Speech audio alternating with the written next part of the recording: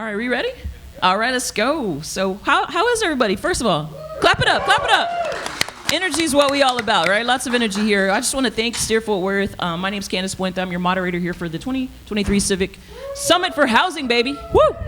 So I've been in multifamily housing for about 22 years for those that don't know me, and I was hired as project coordinator for Quorum Architects. We're down at 825 West Vickery. I'm going to plug that in. And I have been servicing over 50 to 100 housing authorities throughout Texas, public housing, construction projects. So I was listening kind of the last panel. I want to say, not those people, but they're my people, all right? So I just want to put that out there.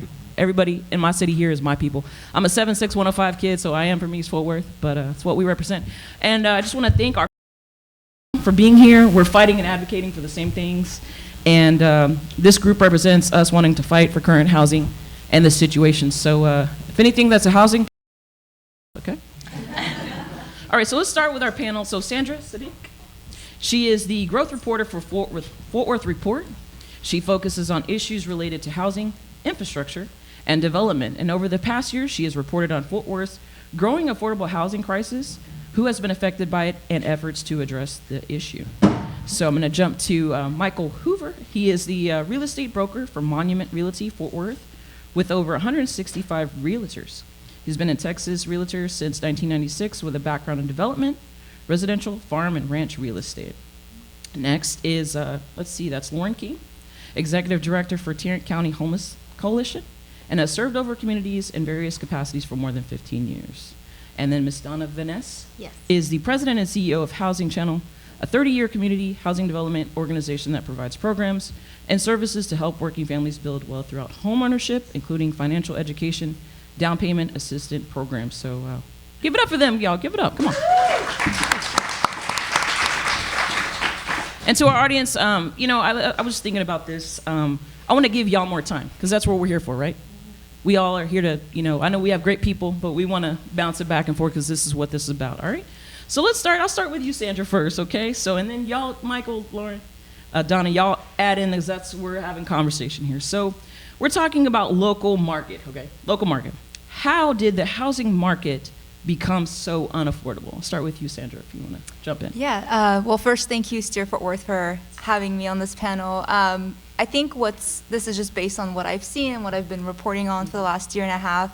The biggest thing I've noticed that's been leading to this unaffordable housing market is the issue of supply and demand, in terms of there's more people coming to Fort Worth than there are homes being built, and so the pace at which homes are being built is not keeping up with the number of people that are coming into Fort Worth.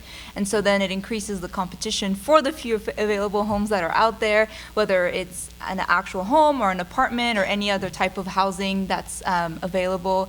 And so, you know, when it becomes competitive, prices increase, and then the people who can't afford it get left behind, and then that's kind of adds to this continuous cycle of an affordable housing market. I think one thing I found really interesting when I was talking to a professor about, you know, this issue was, you know, the growth of the city of Fort Worth is insane. I think we're adding about a small city / suburbs worth of people every year, which is about, the one thing he said which really struck me was a busload of people every day is coming to Fort Worth and moving here for jobs. But the problem is, if you're coming for work, you also need a place to live, and that is not meeting the demand. So that's kind of what's led to this unaffordable housing market. Anybody else want to chime in? I think you could write your doctoral thesis on that question alone. Yes, yes. I think it goes all the way back to 2009 and 2010 when the market crash hit and people lost their houses and they had to go rent, and rents went up. And I think that was kind of the beginning of this upward spiral of pricing that we're in. Obviously, it is a huge supply and demand issue because people want to live in Texas and North Texas, and a lot of businesses have moved here. It's a lack of new construction projects. I know back in 2010, there was no one building houses anywhere. You couldn't buy a house. I represented a developer back then who was giving the loans to builders. So that was one of the only communities that was building houses. There for a couple of years, there were no houses being built. And that just put us further and further behind. So it's been a long time coming to get to where we are. But And then greed plays a part. Yes, sir. You know, people saying, oh, well, they got that for their house, maybe I can get this, and overpricing, and realtors that don't have the, you know, the aptitude, I guess, to coach their clients properly, and they allow people to overprice. And then, you know, we got into this market a year ago, 18 months ago, where people were paying $50,000 over because there was no inventory. And that just got out of control. I think it's correcting now, but like I said, you could write a whole doctoral thesis on that question. Yes, indeed. Donna? How did we get here? I agree with supply and demand. I mean, if you look at the number, we focus, the clients that we serve, that our partners serve, are moving into multifamily. If you look at multifamily affordable units alone, there are about 4.5 renters for every unit in existence. So for us specifically, it's been really hard to find units because, you know, people can there are 4 renters behind you and we hear over and over from people, you know, it's not even they got evicted or anything. Their landlord, when their lease was up, just said, hey, I'm gonna raise your rent by $500, essentially because I can. Now, I will say, like, property taxes, that comes into play, right? And that's a whole mess. It's not as easy as the city just saying, like, okay, we're going to reduce property taxes. But, yeah, I mean, I agree with supply and demand and growth, and looking at, you know, really, I agree that I feel like we're behind at this point. And so, like, I don't necessarily think we can build our way out of it. There's a lot of other stuff that goes into that. But, however, we do need to build. So, yeah. Donna? Well, I think you can't talk about anything nowadays without using the word COVID. So I think COVID actually exacerbated the situation that Michael was referring to, because people in California who were working remotely said, why do I need to spend $1 million for a 2-bedroom house when I can go to Texas and I can buy 3 or 4 of them? So we saw this incredible spike, as he mentioned, you know, $50,000 and $100,000 over asking price, because, you know, they had the cash to do that and the ability to work remote. So that, I think, exacerbated the situation. So we looked at some trends in the last 10 years. About 10 years ago, the median sales price was around $150,000. Well, now, last year in 2022, is $350,000, which that would be fine if the incomes, you know, followed that pace, but our incomes went less than 10% increase. So that's obviously created this incredible affordability gap. Which leads kind of like one of my next questions, which I was going to direct it right to you. That's wonderful. Oh. So, I mean, and you said during the pandemic, and everybody's aware of this, so housing prices went through the roof, obviously, right? And so prices have adjusted slightly, but I guess just leading back onto kind of why haven't they gone down? And do you anticipate that the prices will continue to adjust? Because Lord knows, I know my rent went up, you know. I mean, that is what it is. But any thoughts or comments on that? Just as far as pricing? Yeah, I think you would probably better to answer that than Michael, maybe? I do not think prices are going to come down. Okay. I think the overpaying is stopping. Okay. I think you know, the realtor community is pricing properties more properly now, and not allowing their client to push and push and push. Properties are sitting on the market a little longer now than they were Absolutely. Last year, and obviously the year before, when they would be on the market. You know, they'd have 27 offers in 10 minutes.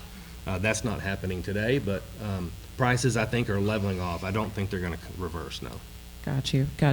And speaking back on about affordability, so there has been, obviously, I know we're talking here, housing market, these people that's benefited from this seller's market. We all know this. And so, but which do you feel, and y'all could just go down the line if need be, which communities or areas in Fort Worth have been challenged the most or most effective, do you feel? Well, I'll go ahead and start. As a nonprofit housing developer, we go into challenged areas and neighborhoods that need revitalization. That's always been our focus.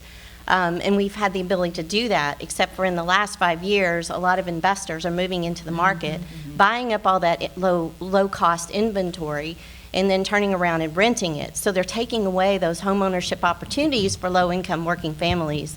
So that's, you know, been a huge problem. You know, I don't see how we can right that situation until we have government interference or government support with resources to help us combat that.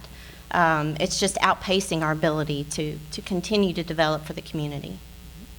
I mean, as far as a part of the city that's most impacted, I mean, I agree with you. I think that, I mean, honestly, I'd say probably east of 35, if you want to look at a broad scope. swath of place. I would say east of 35 because that traditionally was more affordable. I mean, because even when you talk about suburbs now, like we're not talking about affordability either. Correct. So yeah, I mean, I think that's probably, yeah, if you want to look at a number of distressed neighborhoods, that's probably the case. But I agree.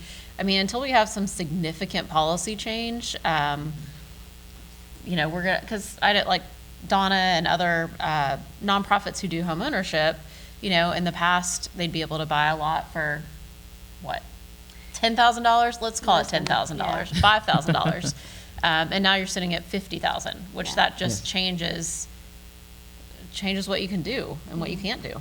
Absolutely. Anybody else? I'll just chime in and say too, just by reporting on this housing market, the communities I've seen most impacted obviously are the lower income areas where people could buy a house or rent an apartment that was affordable for their budget, and now having to compete with the people who are getting pushed out from the maybe more higher end areas because now they can't afford it, so they're moving to those areas. And then other communities I've seen affected is also seniors, just because, again, I think it goes back to the cost of living is staying the same, but everything else is going up. And, you know, seniors, if you're retired and you're on a fixed income, this is what you can afford, and you can't keep up with those prices. And then touching on what was also said, I think it's just the starter homes. So the people who are trying to buy their first home are having to stay in apartments longer because, again, the investors are coming in, buying those cheaper, maybe smaller first home type of properties, and then, you know, fixing them up and selling them for 3 times the price. And so you're renting longer, and, you know, that also drives up the demand for apartments, and it's just this constant cycle. So those are some of the other communities I've seen impacted by this. Absolutely. And back on statistics, and like I said, I know we're not the bad guys here. I'm just going to put that out there. We're all working together here.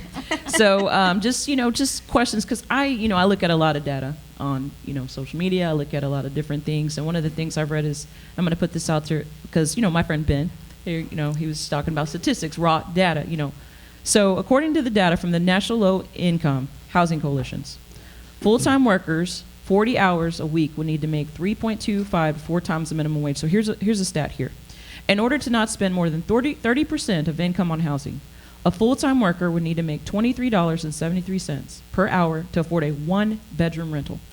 So in order to not spend more than 30% for a 2-bedroom rental, a full-time worker would have to make at least $28 per hour. So did y'all have any comments on those thoughts, or just any thoughts? I mean, I think, we're looking at it, like they was mentioned earlier, you have to look at it as a holistic thing. Yes. It's real estate taxes have gone up. Minimum wage has gone up, but inflation has gone up. Cost of living's gone up. Materials have gone up. Labor's gone up. When everything goes up, not everything goes up at the same rate. Mm-hmm. So what we have now is we have an increase in costs without the other, like you said, minimum wages going up. Yes. We do need a mix of all income wages to support a community, and a mix of all housing costs to support a community. So a healthy community has all of the gamut. And I think we are, like she was saying, we are missing parts of that market for, like the retired people. Because real estate taxes have gone up. Maybe they own their home, but now they can't afford to pay their real estate taxes. And they go out and an investor purchases it because rents have gone up. And now the investor owns it and he's going to raise the rent. So it's a whole snowball effect. I was piggybacking off of what Donna was saying. I went to a housing conference, and they said, and I'll ask you guys the same question. So they said, who in here has $500,000 in your checking account right now? Raise your hand. I sat there and I said, Lord, no, not me. I know that. So, and they were just saying people from California are coming here with that much money and buying all our housing stock. I said, go to Amarillo, go to Oklahoma, go to the Panhandle. No, I'm just kidding. No, I just, so anyway, I honestly, my thoughts are, with y'all too. So how do we feel that, what is Fort Worth, the city of Fort Worth, doing to address the housing crisis? Throw it to any one of y'all to go ahead and start. I can't talk unless I can see who's in the back of the room. Wesley, we might need it. Wesley, we might need to turn on the light. Amen to that. Just not enough, okay? Not I'll just say enough. that. Yes, ma'am. I understand. Well, they are debuting or presenting their affordable housing strategic plan next week. So that's important that if you care about affordable housing and helping people build wealth and creating thriving communities, please support the vote to approve that plan. And the next thing, obviously, is the plan is only as good as the money behind it. So we've got to get council to focus resources towards this affordable housing strategic plan. And like you mentioned, it kind of covers everything: homeownership, homelessness, preserving homeowners who are having trouble staying in their homes. It's a really good, broad plan with really good strategies, but it needs focus and budget and resources. It needs to not be a plan that sits on the shelf. Yes, Yeah. ma'am. Like, there have been some of those, so we're trying to make sure that that does not happen. I will say, in relation to your comment about income, because that's actually highlighted in there, just who makes what type of income, and I think there is a huge stigma around affordable housing. We can call it attainable housing or whatever. But you know, if you think of the professions that make less than $23 an hour, it's a lot. There's a lot of them. Yes. And a lot of them are the professions that help make our lives comfortable, right? Whether it be, you know, wherever it is, your favorite restaurant, your favorite bar, you know, and it's interesting, we talk a lot about that, or it's been on my mind, you know, tourism. So we want to push tourism and we want people to come visit Fort Worth and all this. Okay, that's great, but like, we've got to have people you got to have people to work in your hotels. You got to have people to work in your restaurants. Yes, you got to indeed. have people to work at the zoo. Yes. Right? And so at some point we have got to, in the past, I think we have really tried to separate the idea of economic development and housing. And those two things belong together. You cannot do one without the other. And it's been a real like, okay, great that we want to bring all these people here. We want all these jobs. Okay, well, they don't have anywhere to live. Yes. And then your people who are already here are getting also pushed out of the market, so. I wanted to piggyback on that. I went out to the McKinney Housing Authority recently, and I went to a Section 3 job hiring, and our young people were there, you know, to be in construction, do those jobs. You know, applaud and congratulate our young people if they want to go in those fields. Don't hold them back from that. They want to be an HVAC technician. They want to be an electrician. You know, when I was in school, you know, we're pushing bachelor's degrees. We're pushing master's degrees on us. I'm like, man, I should have been an HVAC technician. Or a plumber. Or a plumber. Yeah.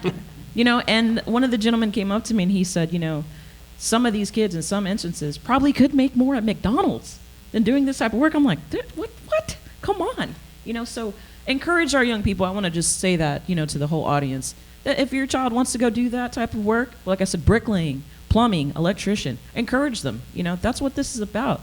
And education. I feel that way too. So, Can I make one comment about Absolutely. affordable housing Yes, real sir. quick? Affordable housing is not only affordable rent, but also affordable ownership. And I Yes. think home ownership is a key component to a successful community. Even in the, you know, let's just call it the lower end price points. I did a search this morning for houses with at least one bedroom and one bathroom under 100,000. There was one in all of Fort Worth. Lord. Under 150, there were like 3. So I think home ownership is a key to lifting these communities up because you have a lot goes on along with home ownership. You have pride of ownership. You have the sense of family and safety and home. That can critically impact a community to have affordable ownership opportunities as well. Yeah, how many of you have seen the movie It's a Wonderful Life?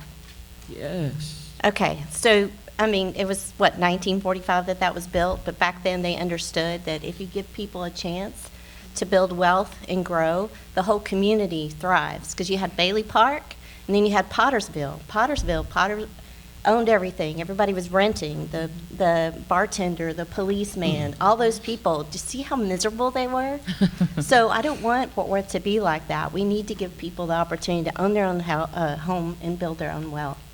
Absolutely. I don't want to live in Pottersville. Not me. Especially, I don't know if Liz is still here for Trinity Habitat Humanity. I want to give it up for her because I went out to go check out some of their stuff and just to see, like you said, education on home ownership. That's essential in our communities to make sure we understand. Like Ann said about zoning. If you don't know about zoning, you know, sometimes it's just simple education. Sit down with your neighbors. to make a difference, I think that's very important. Lord knows I have to sit down with my parents lots of times, even when it's for Facebook, Lord. But, education is just so critical. So going to the next thing, y'all, next question is, and we all know this here. Here's the situation. We all know this. I'm driving home from work. It's 105 degrees outside, 110, right? We have AC in our car. We have AC in our office. And this goes to Lawrence. So how can we help the people without shelter during these extreme weather conditions? How can all our friends in this room, we're all friends, how can we help? Let's see, how can you help? So, definitely our shelters and outreach teams. So the Homeless Coalition, our mission is to be a catalyst for community change. So we work with all of the organizations who are directly providing services. So we focus more on systems and policy work and work with all of our partners. Definitely you can help them. So I would encourage you, if you want to give water, they're always asking for water. There's lots and lots of water available. So in the heat specifically, I would say water, I would say volunteer time. If you have some people call them blessing bags or whatever that have, granola bar, water, that kind of thing, in their bags, you can give that out. That said, if you want to support, that's the short term, I would say. Long term for us, I would say support housing. That is what we believe, that homelessness is a housing issue. And so for us, support housing, support our partners who are doing that housing, trust them. You trust them to care for people in our community, trust them that they're also going to take care of neighborhoods whenever developments are happening there. So those are a couple different ways. I would encourage you, or I guess discourage you, please do not feel like you need to start your own nonprofit. There are plenty of them. I would encourage you to really small. please help one that already exists. So they have there's lots of different ways to give. Honestly, water right now is huge. Okay. And then we also do, our outreach teams do little bags with sunscreen, bug spray, Band-Aids, chapstick, so kind of those summer essentials as well. Cool. I hope all my Steer Fort Worth key holders, so people are listening, we can definitely get in that. And before I want to, like I said, I wanted to start early with our questions for our audience. So Wesley, I'm giving you prep time there. I'm going to throw this out there. Where do you see local Fort Worth community of housing in 10 years? I know that's 10 years. I know. But where do you see Fort Worth going? Anybody can start this one off. Well, I hate to compare the next 10 to the previous 10, because it's multiplied times 4 or 5 in the last 10 years, and I hate to think that it's going to do that. But there is good also that comes with equity growth. But I can't even fathom 10 years, plus at a times 4 factor. So I'll tell you, for us, my hope in 10 years is that when someone experiences a housing crisis and they lose where they live, within 30 days, we're able to resolve that. That would be my ideal, within 30 days. So no one experiences homelessness for more than 30 days. Mm-hmm. However, that means we have to have housing that we can quickly get them into that's appropriate for what their need is at the time. So, whether it's a family that just needs help getting back on their feet again, or whether it's someone who's dealing with a health issue, that's where I hope we are in 10 years. I hope that we don't need as many shelter beds as we have. I'm not naive enough to think that no one will ever fall into homelessness again. So how do we catch them and quickly move them out? What I hope for, because I think I'm going to look at it that way, what we hope for in 10 years, I feel very optimistic, because I feel like in the last few years, our country as a whole is becoming more open in embracing diversity. And I think that hopefully that will translate into housing, because I still feel like, we have the NIMBY problem of people being against affordable housing, and I still can't wrap my head around it. What are you against, the people or the housing? So I'm just hoping that in 10 years that we won't have those issues anymore. Hear for that. All right, so I'm going to go ahead and start it a little early to our audience. And right now I can't see everybody, but okay, here we go. Oh, there we go. Okay. You sweet lady, you. Go ahead and lead us off. Okay, so I'm speaking as a realtor, but what can we do to help support housing vouchers tendency to get into contact with people needing to lease homes, and they use vouchers. And a lot of people, property managers, don't accept housing vouchers. So what is a good way for us to help those with housing vouchers? Are they working on some sort of incentive to private owners to incentivize them to use those housing vouchers more? Or like, where's the disconnect? I mean, I know why they don't want housing vouchers, but we've got to fix it somehow. So I just want to be able to help more people, and it's really hard. I'll just put it to that. Good question. So I should connect you to our landlord engagement team. So we have a landlord engagement team, and they actually work with property owners and like management companies to educate them on just what housing assistance is, right? So whether it's through one of our housing authorities, whether it's through the Homeless Coalition, educate them on what it is, and then also kind of what support we can provide for that person or that household. Yes, there are incentives for people to take housing vouchers. Depends on which one you get, but there are some incentives for people to take that.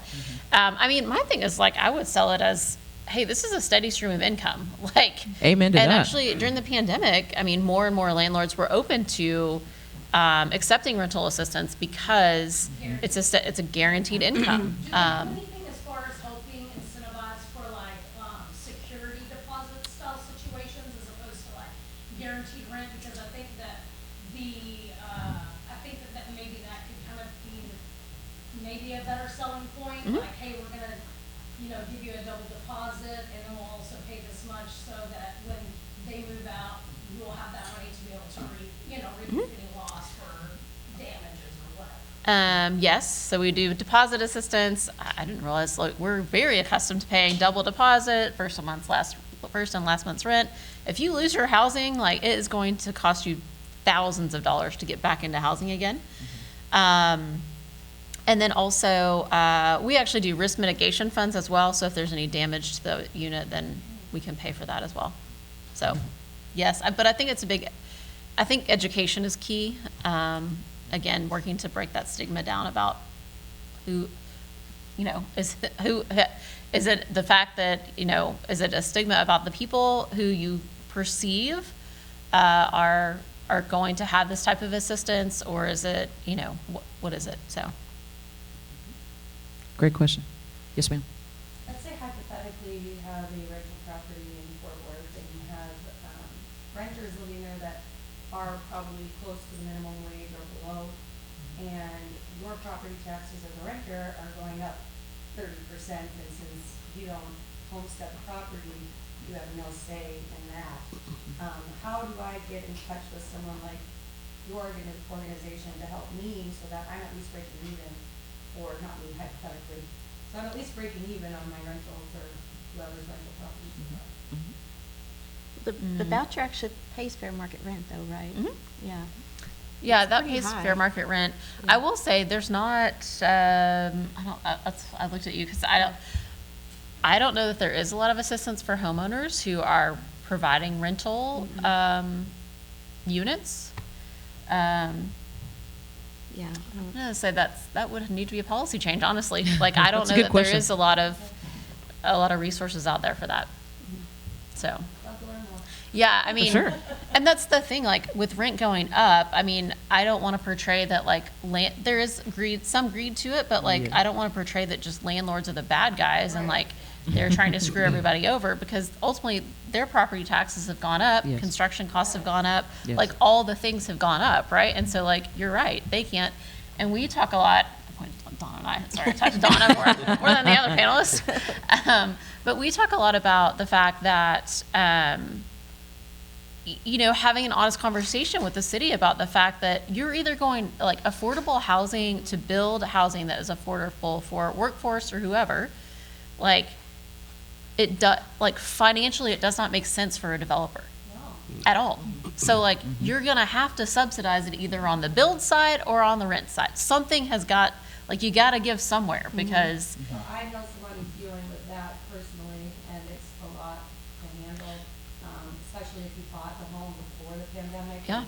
And it was a distressed home then, and then you put in a bunch of money to make it nice for somebody, and then, you know, your taxes went up Yeah. 100, 200, 300% over the course of 3 years. And you have to pass that on to somebody.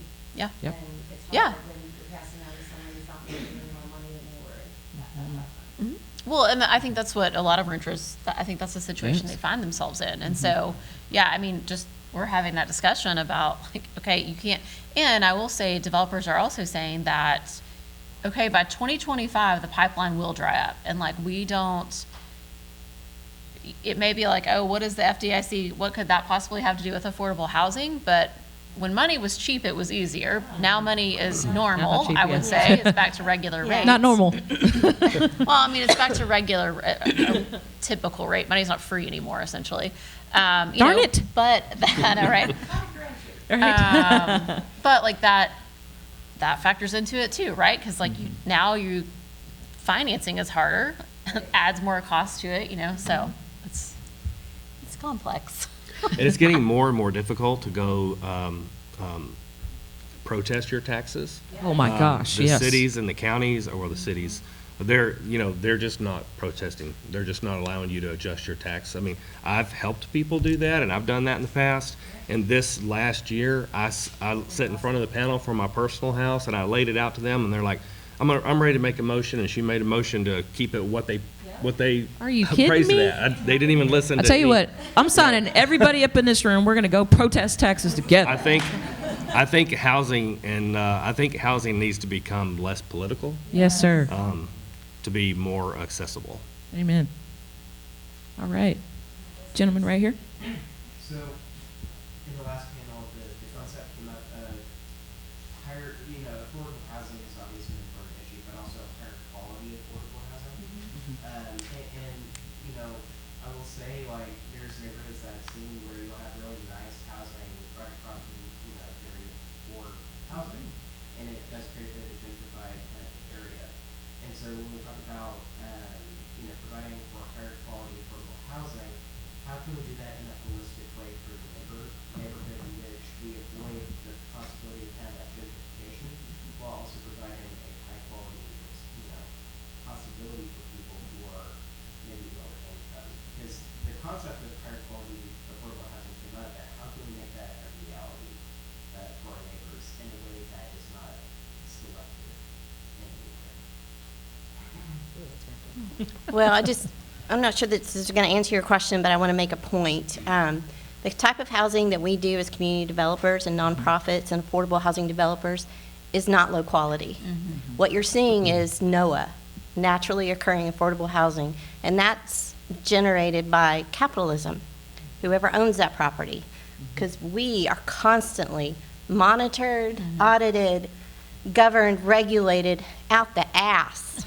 So, Woo! I love it. I'm just sorry, it's not. There's no Preach. way what we do is low quality. So I just want to make that point.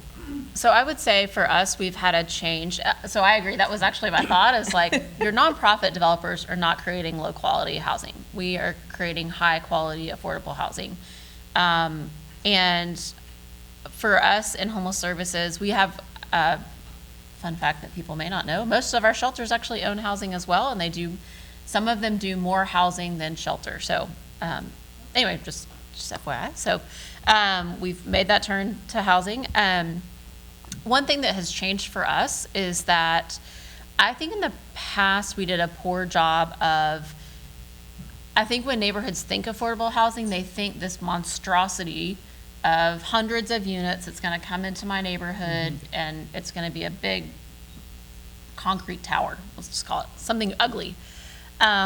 That's not the case. And I know for us, like I guess it's just changing kind of what you think about multifamily as well, especially because like for us, I mean, it's just starting with a neighborhood and saying, okay, like what kind of housing do you want to see here? So for example, one of our developments is really close to a residential area. And so it's multifamily housing. However, it's all one-story quads, so it's 12 quads.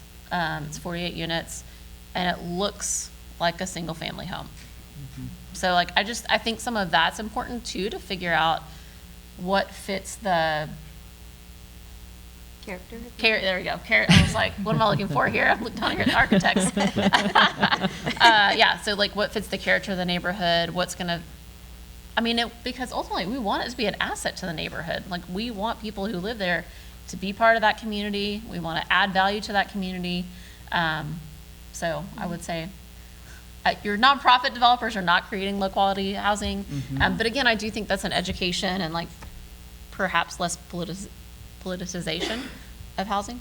So Yeah, I think if I may add is what Lauren and Donna said is a lot of it's education. I know when I cover housing issues and a new affordable workforce housing project is proposed in a neighborhood and people get all worked up about it, it's, well, it's going to bring a certain type of people and it's going to be, there's a stigma around the community that lives in these types of housing projects. And I think the first step is educating that, I know at least from my understanding is there's a very thorough background check. It's not we just let everybody in and, do whatever they want.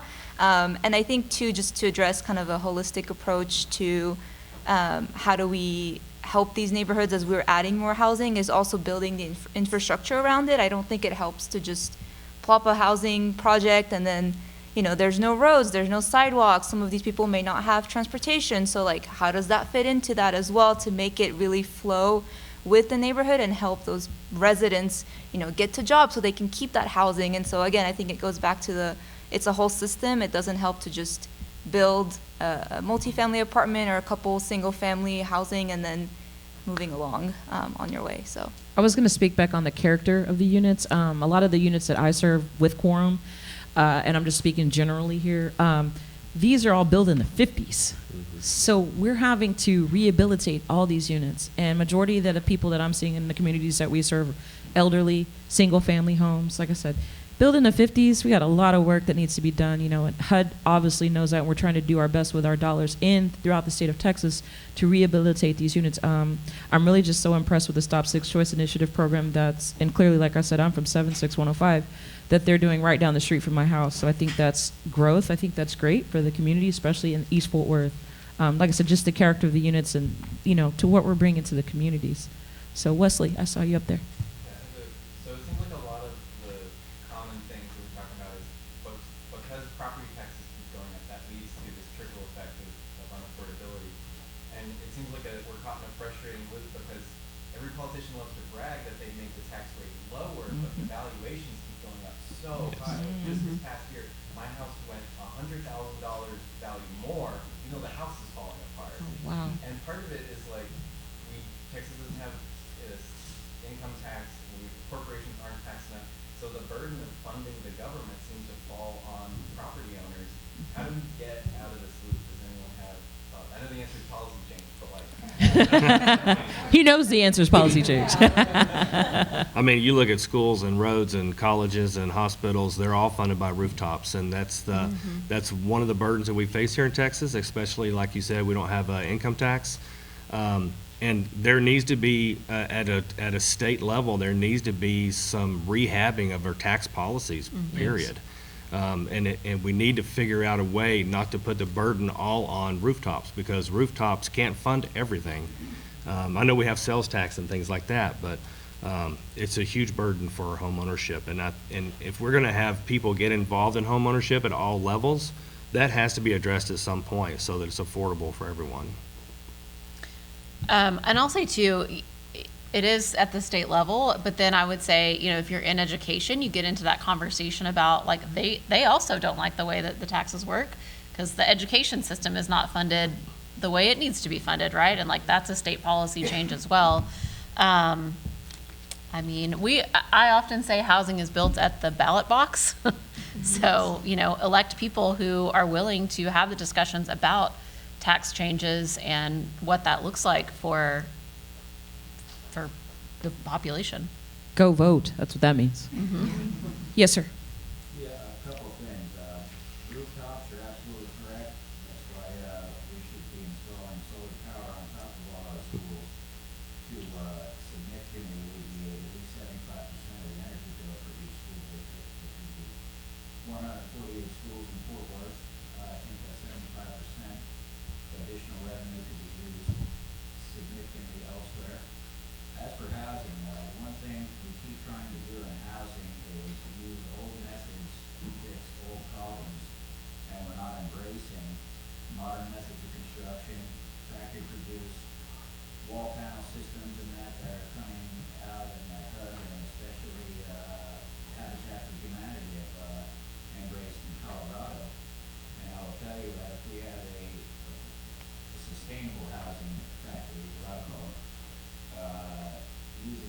product that is inspected online, comes out the back of the door, and all we gotta do is assemble it on site. That is 100% behind it, and it'll pump 3,000 units a year out of that factory, which is what's gonna be required to make any dent in the housing prices that we have across any of these 6, 5, 4, and 1, as well as transportation infrastructure, so people have a mobility restored so they can get where they need to go. And, well, that's just two of my points. Modular construction is is a wave of the future for housing, and it ultimately will lower costs. I don't think it's lower cost yet, but I know they do that in California for accessory dwelling units. They do a lot of modular type construction. It goes along with the zoning and restrictions of the city when you start putting those things in. And I would like to also comment, I love solar. Solar just needs to be less political. Solar's super political for some reason. And I mean, I think that's a great thought that you had there for schools. I will say we'll have to prepare the city to get ready. If we do more modular housing, like, you gotta prepare them to. NIMBYs will be out for that. Yep. I've had this discussion for years, they want to see a product. We have a product, there will be Fort Worth Housing Solutions, that we've got 50,000 vacant empty lots sitting right now that we can start talking these things on. I think that's coming in the future, because I think the cities and states go off of the like federal building code as far as how things are constructed. And if it's a federally accepted form of construction, it will trickle down to the cities. It's going to take some time, like container homes and things. I know we have a couple of container homes here in Fort Worth, but that's just one method of that type of construction.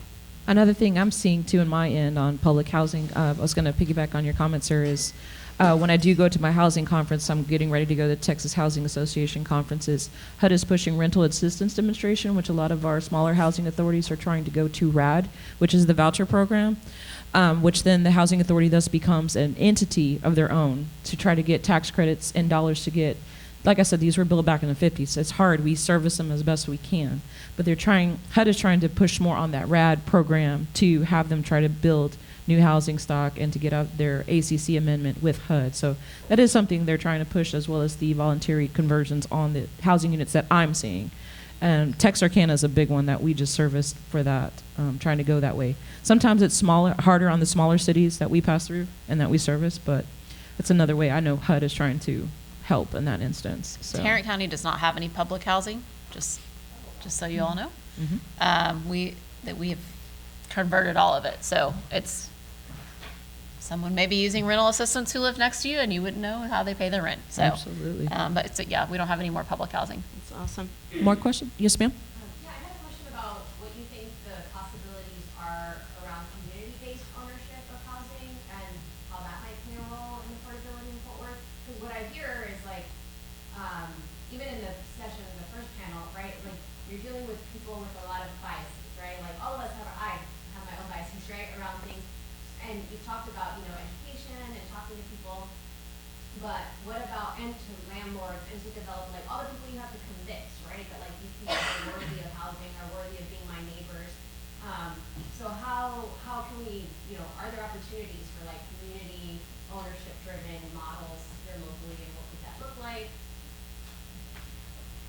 Are you talking like a community land trust, something like that? Land trust, or, like co-ops, or, things like that. I think the South is very slow in getting around to that, but I know that there is already talks about that. It happens more on the East and West Coast where housing has been high forever. And so I think some of those models are coming down to the South, and I hope that our communities can embrace those, but there are discussions about that.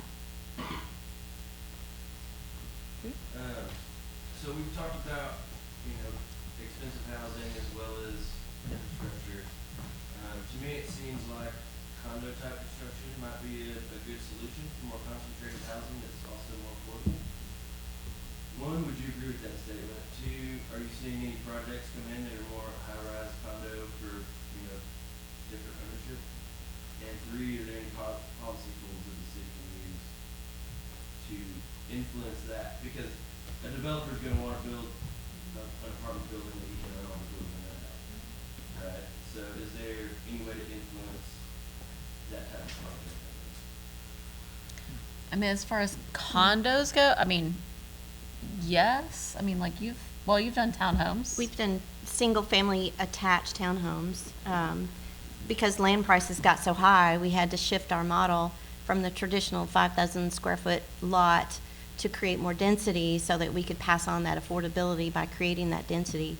So that's what we're doing now, is sort of medium density projects.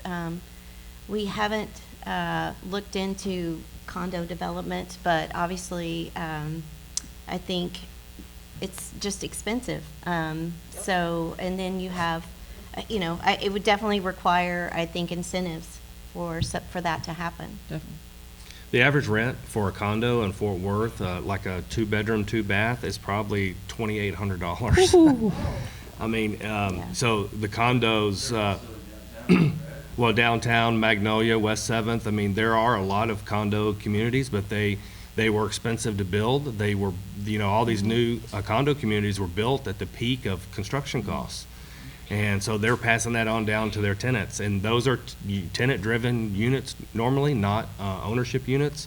I think what I'm hearing you say is we need more condo developments that are owner-driven for that lower income. And, there's just going to have to be federal programs for that, or state programs for that, or like she said, a community ownership type situation for that to happen, because development's expensive.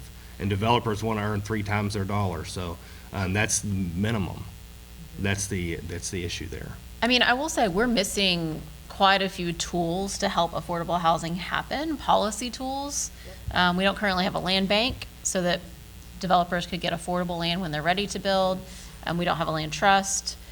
We don't have any kind of investment tool so that an investor could actually make a social investment in affordable housing and create that fund to actually help build. So we're missing a number of those tools. I will say, even with condo development though, and I think this happened with your townhomes, I think you would have to do it so that it had, and we've talked about this, so it's in a deed, it has a deed restriction, and potentially the land is in a land trust, so that the person just owns the unit. One that makes affordability, that keeps it affordable for a long time, and also makes it much harder to, or near impossible to actually turn around and sell it for a huge profit. So. Yeah. The issue with that sort of scenario, although it saves money, is that a lot of banks won't lend on condos that don't have land ownership. So you have to go to a special lender for that scenario. And that's just, like she said, we're missing tools to make that happen. Okay, 1 or 2 more questions? 1 or 2 more questions? Or we got some more? We still have more time? I have one final question. Hold on, I got so 2 more. We talked about a lot of doom and gloom, and it sounds like the only solution to all of it is policy change. So maybe other than that, what makes you hopeful about the Fort Worth housing market? Well, from somebody who runs a real estate brokerage, I mean, it's amazing right now.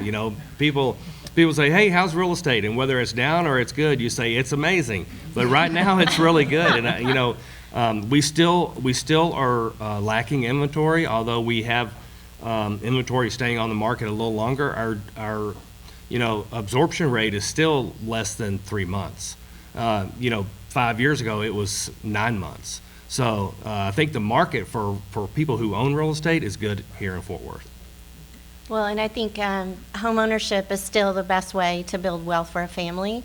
And I know prices seem high, but there's still opportunities there. People need to get educated. They need to get financially ready so that when those opportunities come along, and you don't have to buy your dream house. You can buy something small. Just enter the market, because your appreciation is going to skyrocket. I mean, it's a great time to buy. I mean, it's high, but it's only going to get higher. So in order to do that, people really need to get educated and get in the market.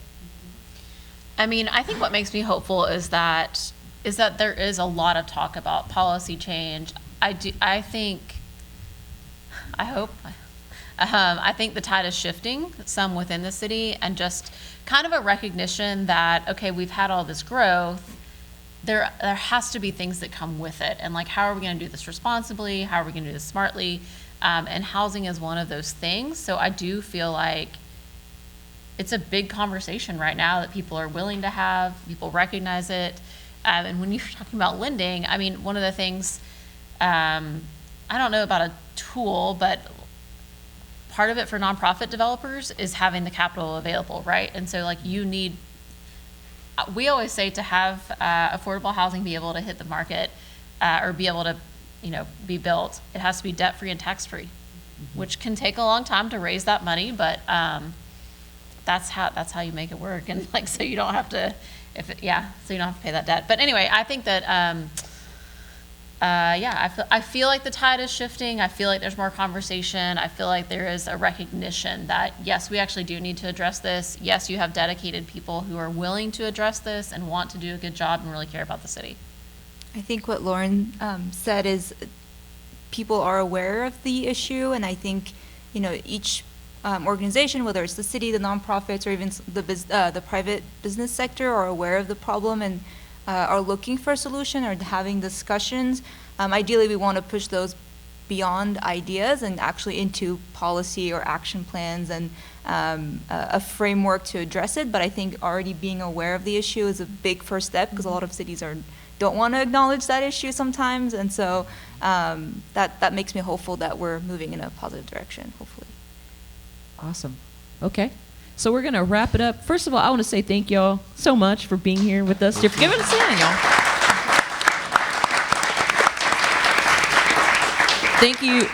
Thank you, Steer Fort Worth, for letting me be a moderator for this, because I know my heart is in housing. And you guys are superheroes, by the way. I just want to tell you. So, all right.